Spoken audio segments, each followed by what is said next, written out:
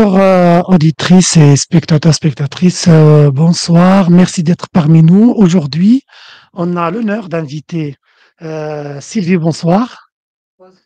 Marie-Ève, bonsoir. Voilà, on vous invite aujourd'hui dans le cadre d'un séminaire se dérouler en Guyane à partir de demain, vendredi, concernant des paroles de sagesse ici en Guyane. Alors, sans tarder, Sylvie, si tu peux nous parler un petit peu de cet événement. Alors, cet événement fait suite à un pèlerinage que nous avons réalisé cette année sur les traces des enseignements tibétains et au cours duquel nous avons rencontré les tenants d'une école de médecine, la grande école de médecine Chakpori. Et cet événement de vendredi, c'est pour essayer de faire quelque chose, de soutenir les membres de cette école qui ont un énorme souci financier pour pouvoir la réouvrir. Elle vient de fermer suite à la demande de mise aux normes par le gouvernement indien.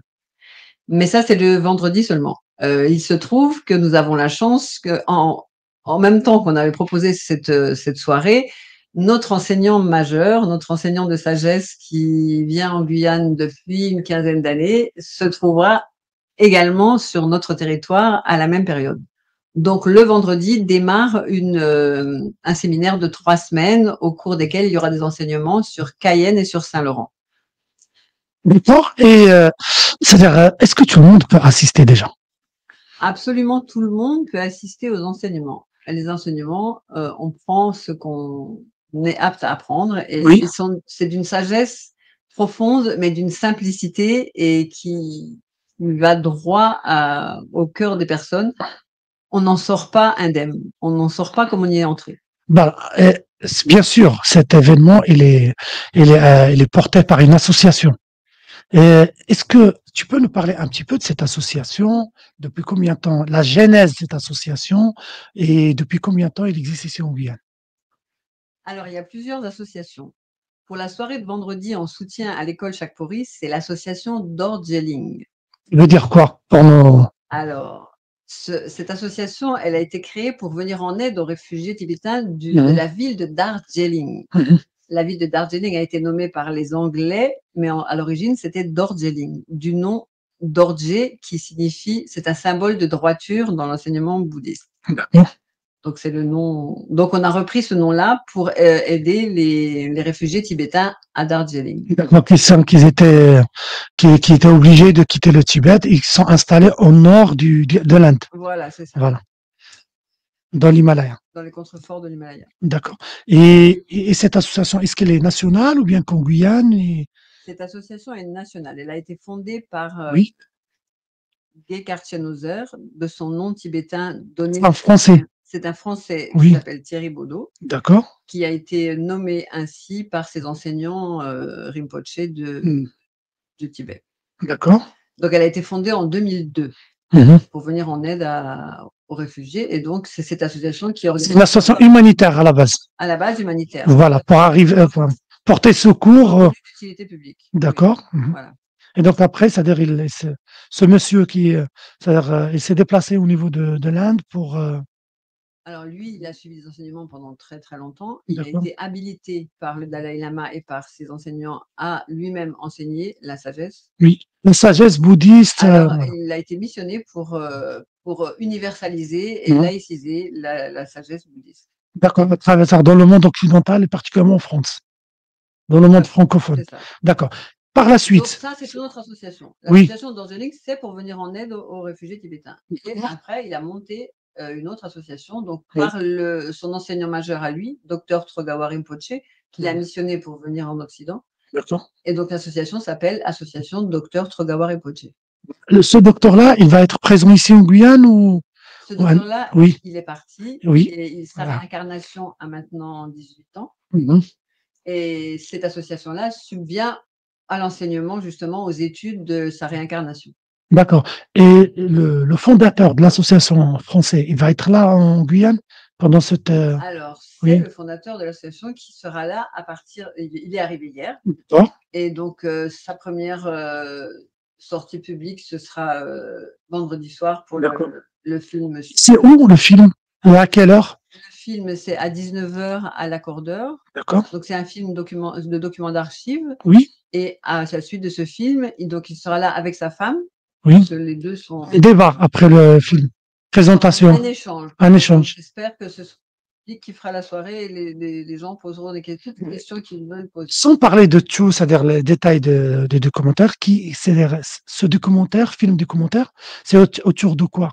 De quel Alors, thème? les documents d'archives, c'est sur Mhm, l'invasion chinoise au Tibet et comment ça a commencé et mhm. comment ça s'est terminé, comment on est passé d'un pays qui fonctionnait très bien Oui, jusqu'à une province chinoise où le peuple tibétain est complètement minoritaire et dont la majorité est en exil. d'accord. Et à part ça, c'est-à-dire ici en Guyane, c'est-à-dire là, j'allais dire c'est-à-dire c'est-à-dire pour cette association qui est en France, en Hexagone, c'est-à-dire est-ce qu'il est représenté ici cette association? De quelle sorte? Alors, Oui, notre enseignant, donc Guy Cartier-Neuser, a oui, voyagé pour des raisons personnelles dans les Antilles et Guyane oui, et il comment? l'a rencontré par hasard Oui, il y a combien d'années? Oh, ça fait Marie-Ève. 15 ans, oui, on s'est Oui, rencontrés. Alors, oui, il y avait déjà des personnes qui le faisaient mhm, venir et qui organisaient ces venues mhm, avant que nous nous rencontrions. Et avec un petit groupe, avec Fabienne mhm, et moi-même, on a pris le relais par la suite, là maintenant, depuis une dizaine d'années. mhm, Et on organise ces venues, on suit ses enseignements, qui apporte voilà, dans la lignée d'apporter de l'apaisement dans mhm, nos émotions, dans notre mental, pour mhm. sortir un peu de toute cette agitation qu'on voit autour de nous et qui nous impacte. Donc c'est un acheminement spirituel et philosophique qui permet, qui permet, c'est-à-dire à l'être humain de un petit peu c'est pas faire un clivage, mais de surpasser le quotidien qui C'est-à-dire passe souvent pas facile. C'est-à-dire que toute cette sagesse pour aller vers l'apaisement, Oui, c'est la vraie sagesse dont tu parles. ouais, Et ce que propose aussi notre enseignant sont des méthodes oui, qui sont soutenues toujours par cette sagesse. Et dans d'accord. ces méthodes, nous ici, clairement en Guyane, Mhm, en dehors des venues de notre enseignant, mhm, on propose des formations, oui, des enseignements également autour de la sagesse des nombres, par exemple, voilà, du Yiking, du Feng Shui sacré du cœur. Donc ça, on le propose régulièrement à nos adhérents ici en Guyane. d'accord. Et depuis combien de temps? Une dizaine d'années? Et comment ça se passe? Est-ce qu'il y a des gens qui adhèrent, c'est-à-dire à cet acheminement spirituel et tout? Quelle est j'allais pas dire la réaction, mais c'est-à-dire comment les Guyanais et Guyanaises, dans leur diversité, c'est-à-dire réagissent par rapport à ce courant spirituel? Alors, comme on ne tombe vraiment pas dans le prosélytisme, on n'est Oui, pas allé sonner à toutes les portes. Ça se fait j'imagine. oui, ça se fait du bouche à oreille Oui, et petit à petit, ben voilà, les groupes grandissent. Alors c'est sûr que quand il y a la présence de notre enseignant, ça donne une dynamique c'est un temps fort. très forte, ça donne Oui, une dynamique vraiment supplémentaire. ouais, Là, il va être présent jusqu'au 17 décembre, oui, donc il va présenter de nombreuses soirées d'enseignement avec des thèmes variés. Et mais après, c'est vrai qu'il y a de plus en il y a du monde, il y a un noyau dur qui s'est d'accord. créé. Combien de personnes à peu près? Une Alors dizaine, vingtaine? alors au niveau de la communication qui se fait en Guyane, Oui, il y a un mailing list de 200 à 300 personnes ils sont intéressés, qui voilà. sont intéressées, qui gravitent Plus ou moins autour, proches, plus ou voilà. moins proches. Et quand on propose des formations, on a toujours une quinzaine de personnes. De toute façon, on a une capacité d'accueil de 12 personnes pour nos formations, donc D'accord. et on a toujours du monde. Justement pour ce séminaire qui va durer, c'est-à-dire jusqu'à 17 décembre, est-ce que vous allez rester que sur Cayenne ou bien vous allez à Saint-Laurent, Kourou? Comment ça, c'est-à-dire les gens qui habitent dans d'autres communes, comment ça se passe? Ce sera sur Cayenne et la soirée des bols chantants sur Montjoly et à Saint-Laurent du 10 au 12. Où ça, à Saint-Laurent? Vous avez un lieu? Ça s'appelle Home Chantier. Alors, il y a 2 lieux. Oui, Il y a un, c'est Om Shanti, donc c'est avenue Christophe Colomb, et après, d'accord. c'est chez une autre personne. Sinon, s'il y a des spectateurs qui veulent rentrer en contact avec vous, est-ce que vous avez un mail, un numéro de téléphone? Comment on peut vous joindre? Alors, ce que je peux faire, c'est vous donner un numéro de téléphone. Le mail, Allez-y. c'est peut-être compliqué de le noter au fur et Oui, à mesure, donc on va le laisser dans le commentaire. Voilà, mais le téléphone? Donc, un téléphone, c'est le mien. Oui, C'est moi que vous aurez de l'autre côté de l'appel. Marie-Ève. Marie-Ève. Oui, C'est le 07 81 33 08 04. d'accord. 07, 81 oui. 33 08 04. Là, les gens, c'est-à-dire, ils peuvent t'appeler s'ils ont des questions, s'ils veulent participer au séminaire, c'est-à-dire, il n'y a pas de problème, ça. Voilà. Alors, tous les enseignements sont ouverts à tout public. Est-ce qu'ils sont gratuits ou bien il faut être membre de l'association? Comment ça se passe? Par exemple, demain à l'accordeur à 19h. Demain, à l'accordeur, c'est entrée libre. Oui, Comme c'est une soirée dédiée au soutien à l'école Chakpori, il y aura une corbeille de dons pour les personnes qui veulent donner, voilà. mais il n'y a rien d'obligatoire. Et pour les enseignements, c'est la même Dans chose. libre et conscient, chacun Libre. dans ce qu'il voilà. Et par la suite, il y aura, c'est-à-dire, ils peuvent participer dans un échange avec c'est-à-dire avec le président d'association qui va venir de France. Alors, ils peuvent avoir des entretiens, parce Oui. que quand il vient enseigner, il est dans une certaine énergie vibratoire et Mhm.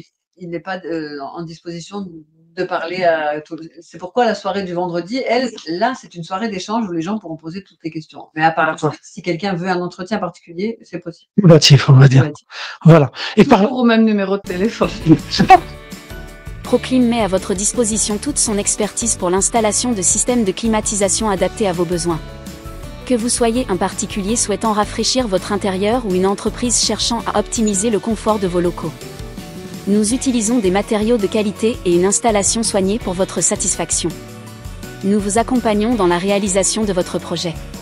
Faites appel à nous pour tous vos besoins en climatisation. Pour plus d'informations, 05 94 38 93 46.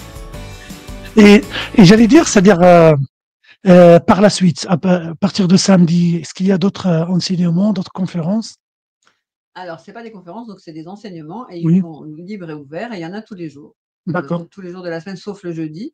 Oui. Le soir, c'est. Saint-Laurent, il n'y en a pas le lundi. Mhm. Donc, c'est mardi, mercredi, jeudi à Saint-Laurent. Mhm.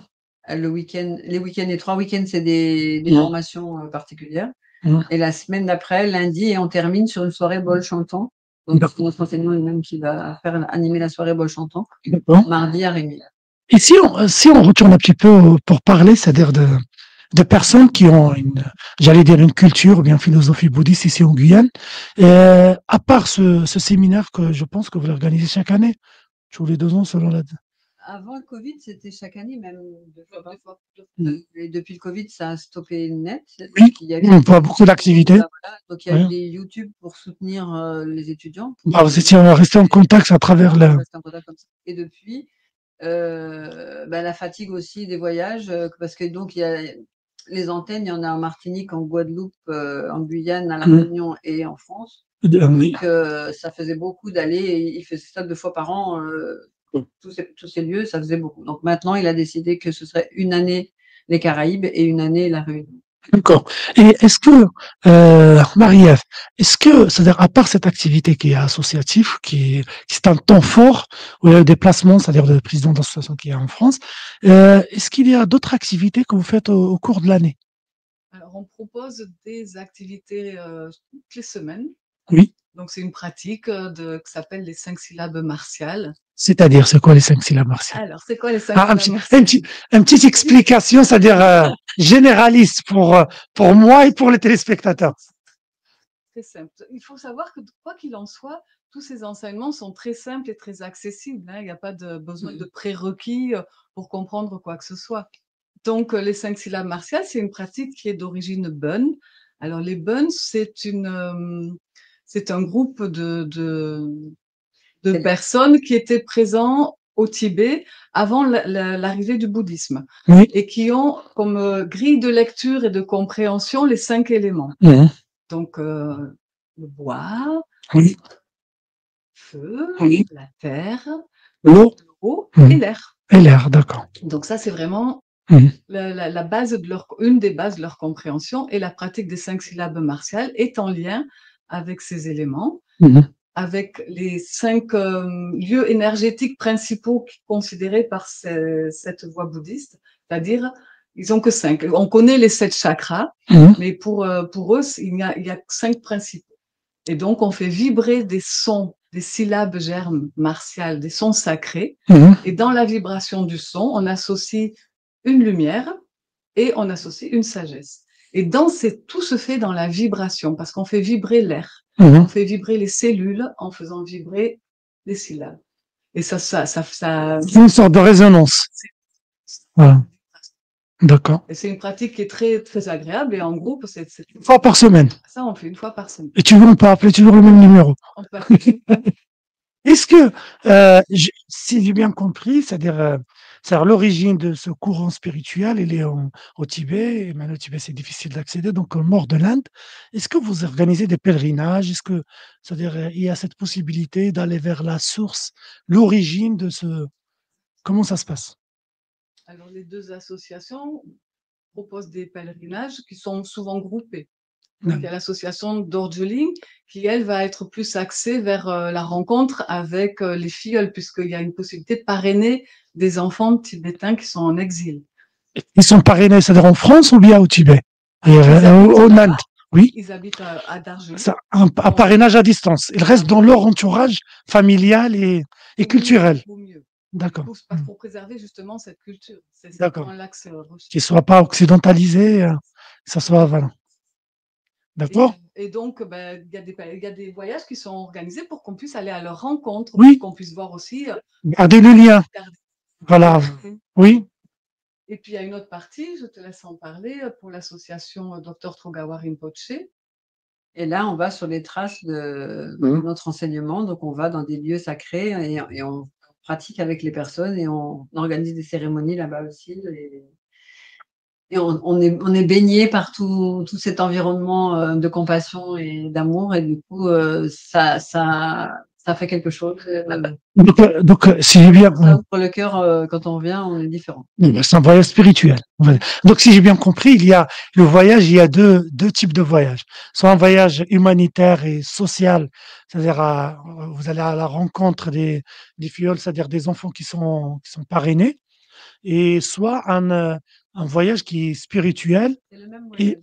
le même, mais il y a deux options. On peut faire Oui. l'autre ou les deux. Ou les deux, combinés. D'accord. Et ça dure combien de temps 3 semaines. Et est-ce qu'il y a des Guyanais qui sont partis d'ici? On est toujours les plus représentés dans ces voyages. Combien de personnes qui partent, par exemple? C'est chaque année, chaque 5 ans? Non. 2, 3, ça Deux, dépend. trois. Là, on y est allé 2 fois dans l'année dernière. Oui. Donc, Pour rattraper le retard de Covid. voilà. Il y a des moments, Oui. des moments. Il y a des flux, il y a des choses qui se passent. C'est le moment d'y aller. Justement, est-ce qu'il y a c'est-à-dire une date spécifique pour y aller ou n'importe quel moment de l'année? Est-ce que vous avez des dates précises ou non? Au Malaga, même les contreforts sont un peu difficilement Il ne faut pas aller pendant l'hiver. On est allé aussi au Ladakh et le Ouais. Ladakh, il est fermé 8 mois. C'est quoi le Ladakh? Le Ladakh, c'est une province de l'Inde Oui, qui s'appelle le Petit Tibet. oui. C'est là où il y a les réfugiés tibétains. Non, Non? il y en a. Mais Oui. c'est pas là où on rencontre Oui, d'accord. le camp de réfugiés de Darjeeling. Mhm. Donc ça, c'est très haut en altitude puisque la capitale est à 3000 ou 4000 mètres. Mhm. Donc voilà, ça s'est fermé ça. une partie de l'année. C'est sportif pour arriver. Bon, maintenant, on peut y aller en avion, Oui. ça facilite les choses, mais c'est quand même un sacré choc pour le coup. Mais toi, Marie-Ève, tu as fait ce pèlerinage? Oui. Et qu'est-ce que... Voilà, mais c'est-à-dire, dans quel état tu t'es de retour? Quel est ton état spirituel? Comment tu peux nous expliquer, c'est-à-dire, l'effet de ce pèlerinage dans ta vie personnelle, c'est-à-dire, ton acheminement spirituel? Est-ce que tu peux nous donner quelques idées? Moi, il y a une chose qui m'a vraiment beaucoup plu, c'est que, tu vois, tu vas par exemple, j'ai eu la chance d'aller à Dharamsala, là où est réfugié le Dalai Lama. Oui. Et son cortège. Mhm. Et dans la ville, la pratique est mélangée avec la vie, c'est-à-dire qu'il y a des moulins à prière dans la rue, donc on est toujours ramené à la pratique. C'est un peu comme, ça me fait tout à fait penser à l'appel à la prière de plusieurs fois dans la journée dans l'islam, et là c'est pareil, c'est-à-dire il est intégré dans la vie locale, dans la vie quotidienne. Oui. Et ça, ici, c'est plus compliqué de le trouver. Oui. Donc ça nourrit par rapport à ça énormément. Ça conforte, ça solidifie, ça ancre les choses. Et ça, c'est quelque chose de fabuleux. Et puis de pouvoir pratiquer certaines choses avec des Tibétains qui, eux, pratiquent depuis des millénaires. Se perfectionner, j'allais dire. Très vivant, très vibrant, c'est porteur. D'accord. C'est chaleureux, oui. Et toi, Sylvie, est-ce que tu as eu la chance de faire ce... Eh ben moi, je ne suis pas là depuis si longtemps que Marie-Ève, mais cette année, c'était un pèlerinage particulier en 2 temps, où notre enseignant nous emmenait vraiment sur tous les lieux qu'il avait connus. Donc oui, j'ai fait les 2. J'ai fait juillet l'année dernière et mars cette année. Donc j'ai pas été à Dharamsalam, mais on a vu beaucoup de lieux et c'était vraiment... Et quel est ton... Comment maintenant une fois que tu es de retour et tout, comment tu vois l'effet de ce pèlerinage sur ta pratique? C'est comme si j'avais pris racine, en fait. Jusque-là, j'étais... venais voir, je participais quand même, mais là, j'ai l'impression que vraiment ça se... Intégrer le...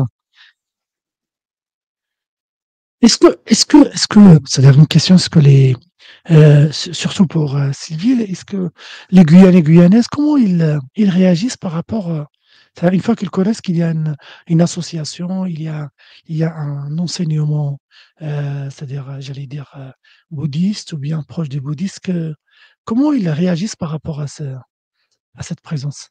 Une fois qu'on est venu à un enseignement et qu'on a entendu Kartchena, qu'on a ressenti la profondeur de sa sagesse, la simplicité et la joie qui émane du groupe, il est rare que les gens ne reviennent pas. Mais après, il y a la vie quotidienne. Et moi, je sais que la première fois que je l'ai rencontré, j'avais pas le temps du tout. Je me suis dit, bon, je mets ça là de côté. Quand je serai prête, je reviendrai. Mais franchement, pendant 10 ans, j'ai pas... Voilà, mais je savais qu'il y avait quelque part un endroit où je pourrais aller, mais j'étais pas prête parce que la vie nous appelle. Donc les gens qui ont la liberté de trouver le temps et puis la motivation aussi d'essayer d'aller plus loin dans la sagesse et surtout dans la paix en soi. On a tellement besoin de paix en soi quand on voit tout ce qui se passe dans le monde qu'on y revient. Donc les gens ne partent pas. Est-ce que votre association, votre courant spirituel, est-ce qu'elle apporte une réponse ou bien une offre par rapport, c'est-à-dire à toute cette insécurité qui est en Guyane, à tout ce matérialisme dans lequel, c'est-à-dire nous, en Occident, on vit? Est-ce qu'il y a, c'est-à-dire, qu'est-ce que vous portez comme une valeur ajoutée par rapport aux gens? La valeur ajoutée, c'est justement de ne pas rester coincé dans ce matérialisme comme si on était, comme si on avait un fond de verre. Ouais. Donc, ce que ça nous donne, c'est justement de s'élever au-dessus des nuages et de pouvoir regarder les choses de plus loin et garder les pieds sur terre. C'est important. Mais pouvoir agir en restant stable à l'intérieur et surtout sans dualité, à accepter le monde entier, tout le monde comme étant un avec nous-mêmes. Du coup, on se rend compte et on fait un énorme travail sur les émotions pour ne plus tomber dans la discorde et puis nourrir tout ce qui se passe. Il faut absolument arrêter. Si on veut la paix, il faut la créer. Donc, c'est ça que ça nous permet. Marie-Ève, si on parle, c'est-à-dire avant et actuellement, c'est-à-dire que tu t'es approché c'est-à-dire de cet enseignement spirituel et j'allais dire, c'est-à-dire philosophique. Qu'est-ce qui a changé dans ta personnalité ou dans ton approche par rapport au monde? Quelle est la chose qui t'a, c'est-à-dire C'est-à-dire que j'avais en moi des choses auxquelles je croyais, mais quand j'en parlais, on me regardait toujours un peu comme un extraterrestre quand j'étais jeune. Et là, j'ai enfin pu trouver quelqu'un qui parlait la même langue que moi. Et ça a fait que j'ai pu aller plus loin dans ma compréhension des choses. Alors, ce que ça a fait dans mon quotidien, ce travail sur les émotions, ça permet quand même de toucher quelque chose d'un peu plus paisible, de pas démarrer au quart de tour quand quelqu'un fait quelque chose autour de soi, de comprendre que c'est pas aussi horizontal, aussi linéaire que ça, qu'il y a autre chose aussi, qu'on peut se positionner entre humains dans la nature d'une façon beaucoup plus comment on peut dire? Quel serait le mot? C'est compliqué de trouver le mot exact. Noble. Il y a quelque chose de la noblesse d'être un être humain parmi les autres, avec les autres, et tu es aussi noble que moi, et ta noblesse est importante pour moi. Que te voir te redresser dans ta noblesse ou dans la sienne ou dans celle même de la petite dame qui est à l'extérieur là, c'est sa noblesse qui m'intéresse. Elle a autant envie que moi et que nous d'être bien et paisible et de pouvoir toucher, parce que c'est inhérent à chaque être humain. C'est inhérent à chaque être humain. Tout le monde n'arrive pas à le toucher. Mais si elle est, ouais, je parle de elle parce que je l'ai vue en arrivant, cette personne. Si cette personne n'arrive pas à se redresser, même si nous on se redresse, on est là que pour l'aider à se redresser. C'est la seule chose qu'on puisse faire dans ce monde. Et c'est ça que j'ai touché, c'est que j'avais cette potentialité. Maintenant, j'ai des outils aussi, parce que j'ai appris des méthodes par rapport aux enseignements, par rapport à la compréhension au niveau de la numérologie. On a des petites méthodes comme ça, des pratiques, et qui permettent de le transmettre, de transmettre tout ça. Et de le rayonner aussi, parce que des fois, c'est au-delà des mots. C'est au-delà des mots. On le sait bien, autour d'une table, s'il y a une personne qui reste tranquille, souriante, ben ça apaise un peu tout le monde aussi. Si tout le monde ne réagit pas, ça commence à rayonner et ça calme un peu tout le monde. D'accord. Une dernière question, c'est-à-dire on va essayer, c'est-à-dire de laisser sur le commentaire le programme de l'enseignement qui va démarrer demain. Comment vous voyez, c'est-à-dire l'avenir de cette sagesse qui vient du Tibet, qui est bouddhiste, ici en Guyane? La question à vous deux. Ici en Guyane, comme partout ailleurs, je pense on en a tellement besoin et que je la vois que grandir. D'ailleurs là, depuis les 15 ans qu'Eckhart vient en Guyane, le petit groupe ne fait que grandir et se consolider et se conforter et se lier davantage. Et à chaque préparation, le groupe se raffermit et donc ça ne peut que grandir. D'accord. Malgré tout ce qui se passe à Guyane. Le dernier mot, c'est à toi.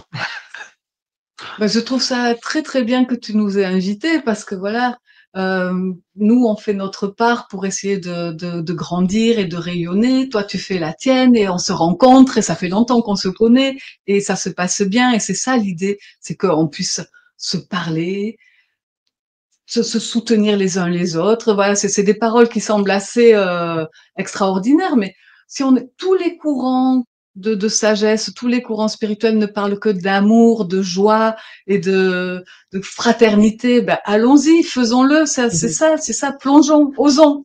Voilà. C'est ça, c'est oser le faire. Peut-être tu me demandais ce qui s'est passé pendant les 15 ans, c'est qu'il m'a fallu 15 ans pour oser. D'accord. Ce sera le mot de la Bah, tous les Guyanais, Guyanaises qui veulent oser, ils viennent demain à 19h à l'accordeur. C'est gratuit. Une participation libre et consciente. Et ça a permis, moi, pendant cette émission de Guyane Vivre Ensemble, vraiment, ça me permet de connaître d'autres courants, et ça me permet de m'enrichir personnellement et de partager cette expérience avec tous nos spectateurs, spectatrices. Et voilà, montrer que ici en Guyane, peut-être on est une partie loin de la République, mais peut-être on est parmi les parties les plus riches de la République en matière de diversité et de partage. Et sur ce mot-là, bah, je vous donne un autre rendez-vous prochainement pour parler, c'est-à-dire de ces enseignements et on reste en contact. D'ici là, je vous souhaite bonne soirée. Proclim met à votre disposition toute son expertise pour l'installation de systèmes de climatisation adaptés à vos besoins. Que vous soyez un particulier souhaitant rafraîchir votre intérieur ou une entreprise cherchant à optimiser le confort de vos locaux. Nous utilisons des matériaux de qualité et une installation soignée pour votre satisfaction. Nous vous accompagnons dans la réalisation de votre projet. Faites appel à nous pour tous vos besoins en climatisation. Pour plus d'informations, 05 94 38 93 46.